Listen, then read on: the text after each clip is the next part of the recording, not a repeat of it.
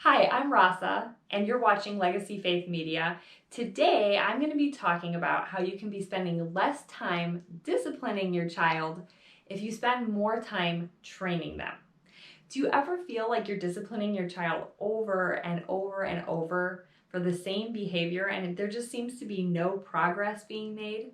Many times it boils down to how much time we're spending disciplining versus training.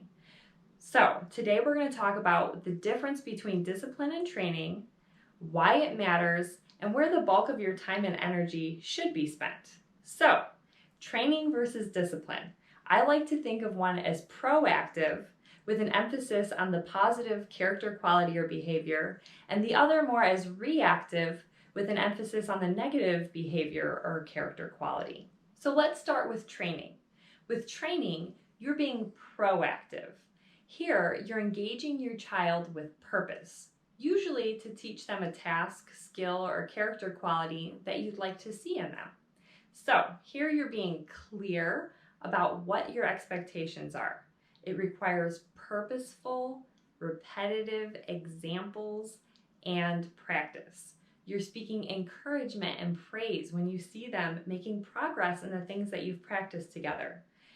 I also like to take my children aside and point out that I notice when they're practicing the things that we've learned together. Another huge point here, and please don't forget this one because this is probably the biggest point you can have in training.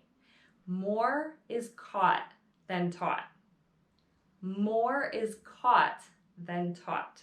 So whatever character qualities or behaviors you want to be seeing in your children, make sure that you are demonstrating them in your own life and behaviors, okay? Because they are going to pick up on that. Now we'll talk about discipline. On the other hand, discipline is reactive. The child may have lost sight of their training and will need discipline to put them back on track, or they haven't been trained in that yet. So discipline could be as simple as a verbal reminder or a correction, or it may even require a consequence. Either way, this is usually a reaction to a negative behavior. If I notice a child needing repetitive correction or discipline in a certain area, this is usually a pointer or a clue that I need to spend a little bit more time training that child in that area. Children will make wrong or poor choices. They're going to need discipline. So don't think that any amount of training is going to train them into perfection, but the amount of time that you spend in training is going to help them so much. So now I'd just like to share with you a quick example of training versus discipline. Let's say you're constantly disciplining a child who is being disrespectful. They talk back, or maybe they're blatantly disobeying a very clear instruction that you give them. That's a negative behavior. We'll want to think, what is the positive behavior that I could be training them in? You're going to want to teach them to know how to honor and respect instead of to be disrespectful and dishonor. Waiting for a time when they're in the act of disobeying or being disrespectful is not always a good time to spend training because they're going to look at that more as discipline. So what I suggest to you is just take a time when you both are feeling fresh and happy and having a good time, and that would be a good time to engage in a training session. Okay, you might want to just start a conversation about what honor is and what respect is, and ask them why that might be an important thing to have. You might even bring up a time when you noticed that they honored or respected somebody and how you really appreciated when they did that. That's going to start them out feeling encouraged in that conversation. Then you might look up some scripture verses that talk about honor and respect. Then you can look for ways to practice it. You can look for somebody in their life, like their parent or grandparent or some elderly person, that they can practice honoring them.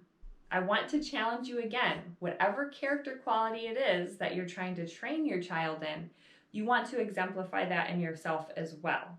If one of the ways that they're showing disrespect is through sarcasm, you might want to think about whether or not you talk sarcastically a lot or not.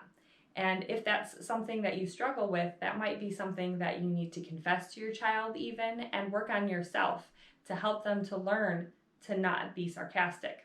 All right, remember we talked about more is caught than taught. Use wisdom and be prayerful about how to train them and make that training enjoyable. Look for ways to speak encouragement and put into practice the character qualities that you are hoping to instill. This is just one training example, and I bet that you have an example of something that you did to train your child before. I would love to hear about it, and it may be the wisdom that some other parent needs right now. So please tell me about it in the comments below. Also, if you found this video helpful, please hit the like button below, subscribe to our channel, and share it with your friends. It is my prayer that you will experience joy as you train up your child now and in the years to come.